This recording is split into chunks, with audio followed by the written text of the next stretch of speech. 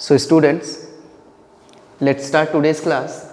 As you know that we are discussing about chapter number 12, transportation of materials in plants and animals. And already we had discussed about transportation of materials in plants in our previous classes. So last classes में बेटा हम लोगों ने last topic जो पढ़ा वो transpiration था. Clear? Transpiration होता क्या है? Transpiration means loss of water through the leaves. अब लीव्स लॉस ऑफ वाटर कैसे करती हैं? By the help of stomata. जो स्टोमेटा बेटा उसमें प्रेजेंट होते हैं लीव्स में, उनके थ्रू वो वाटर को लॉस करती हैं and this process is known as transpiration. Got it?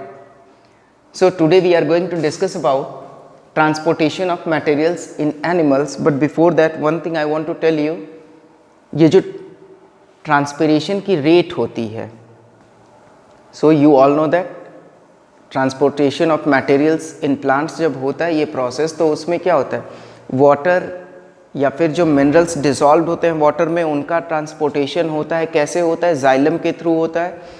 और स्टार्ट कहाँ से होता है? तो रूट हेयर से स्टार्ट होता है and it reach to the leaf tips. Got it? तो वहाँ तक पहुँचने के लिए कैसे, जो जाइलम होता है इसमें इनका मूवमेंट, जो वाटर और मिनरल्स डिसॉल्व्ड होते हैं इनका मूवमेंट क्या होता है? अपवर्ड मूवमेंट होता है and it depends on the rate of transpiration. जो ट्रांसपिरेशन की रेट होगी means loss of water from the leaves, जो उसकी रेट है, यदि उसका रेट ज़्यादा है तो रूट हेयर्स जो हैं वो क्या करेंगे? वो ज़्यादा वाटर एब्जॉर्ब करेंगी. Clear? And this process is known as wilting. Okay, so let's come to the point about transportation of materials in animals. So first thing, in unicellular organisms like amoeba, paramecium, इनमें जो transportation होता है nutrients का, that occurs by a process that is known as diffusion. Diffusion के through होता है भाई. Clear? Second thing, in some multicellular organisms, कुछ मल्टीसेल्यूलर ऑर्गेनिजम्स हैं like hydra, jellyfish, this process occurs through water. जो ट्रांसपोर्टेशन का process होता है ये वाटर के थ्रू ऑकर करता है, जो वाटर इनकी पूरी बॉडी में फ्लो करता है. Understand? So come to the next point, that is transportation in humans. As in higher animals like human beings or some other mammals, diffusion का जो process है ये बहुत ही slow work करता है. ठीक है? तो जब ये slow करता है तो इसकी जगह पे क्या हुआ? एक substitute मिला हमें. वो सब्सटीट्यूट क्या मिला?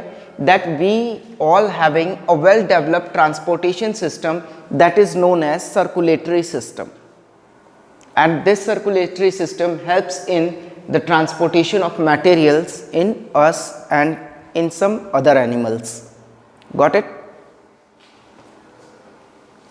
तो ये जो सर्कुलेटरी सिस्टम होता है इसका मेन फंक्शन, अगर हम बात करें कि सर्कुलेटरी सिस्टम का मेन फंक्शन क्या होता है, तो जनरली हम लोग ये जान लेते हैं कि मेन फंक्शन जो इनका होता है सिर्फ ये होता है कि ये क्या करते हैं?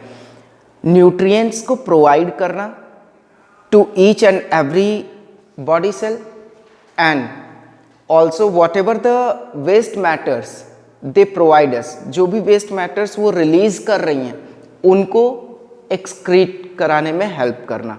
That is the function of circulatory system. Got it? So we can say that blood delivers oxygen and nutrients to each cell. Circulatory system में बेटा क्या होता है? ब्लड करता है, डिलीवर करता है. क्या डिलीवर करता है? ऑक्सीजन और nutrients to each cell. Got it? हम सभी लोग जानते हैं कि हमारी बॉडी किन से बनी हुई है? सेल से बनी हुई है, because cell is the smallest structural and functional unit of life. Second thing, blood takes away the waste matters from these cells. और whatever the waste matters, I had already told you कि जो भी waste matters ये हमें provide कराती हैं sales, blood ही उनको क्या करता है? वहाँ से वापस ले आता है. कहाँ तक ले आता है? to the respective organs that is responsible for the process of excretion. Understand? Next हम बात करते हैं कि circulatory system consists of, it mainly consists of blood, blood vessels and the heart. इन तीन चीज़ों को मिला करके हमारा जो है सर्कुलेटरी सिस्टम वो बना हुआ है. So we will talk about blood first. Blood की बात करें, व्हाट इज ब्लड? तो a specialised bodily fluid that flows in blood vessels, means blood vessels में फ्लो करने वाला एक special bodily fluid, it is called as blood. Understand? अब blood का फंक्शन क्या है भाई? तो इट ट्रांसपोर्ट्स, मेनली क्या है, हम ये कह सकते हैं कि ट्रांसपोर्टेशन ऑफ मटेरियल्स जो होता है ह्यूमन बॉडीज में या एनिमल्स में, ये किसके थ्रू होता है? ब्लड के थ्रू होता है. करता क्या है ये? It transports digested food from small intestine से अदर बॉडी पार्ट्स तक, ये जो भी डाइजेस्टेड फूड है उसको ट्रांसपोर्ट करता है. And also another thing it will do, that is it transports oxygen from lungs to body cells. Lung से ऑक्सीजन को डिफरेंट बॉडी सेल्स तक पहुंचाता है और जो बॉडी सेल्स CO2 रिलीज करती हैं उनको लंग्स तक पहुंचाता है.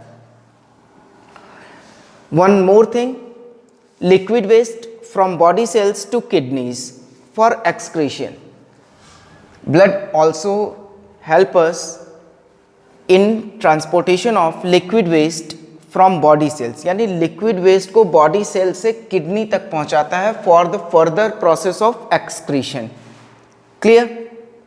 अब हम लोग बात करते हैं कि जो ब्लड है ह्यूमन बॉडी में कितना होता है. तो ह्यूमन एडल्ट में यदि हम वॉल्यूम ऑफ ब्लड की बात करें तो it is about 4 to 5 litres and approximately we can say that it is about 1/11th part of our body weight. यानी हमारी बॉडी में कितना ब्लड प्रेजेंट है भाई? जो हमारी बॉडी का वेट है उसका 1/11th part. Clear? Mainly we can say that about 4 to 5 litres. Blood consist of a fluid, we call it as plasma, and also it contains some blood cells. Got it? So plasma होता क्या है? Plasma को हम लोग कह सकते हैं कि liquid part of blood. Understand? It is yellowish in colour and about 90% of plasma is water. Plasma में क्या होता है भाई? 90% जो होता है वो वाटर होता है and some other minerals are also there. Got it? Now we will talk about blood cells. Blood cells, mainly 3 types of blood cells are there. First one is RBCs, red blood cells, WBCs, white blood cells, and platelets. Got it? ये 3 types के blood cells हैं. So हम ये कह सकते हैं कि blood किन चीज़ों से बना हुआ है? तो mainly plasma and blood cells. Got it? So this is all about today's class, and in our next class we will discuss something more about the blood vessels and the heart and something more related to this topic. So thank you and have a nice time.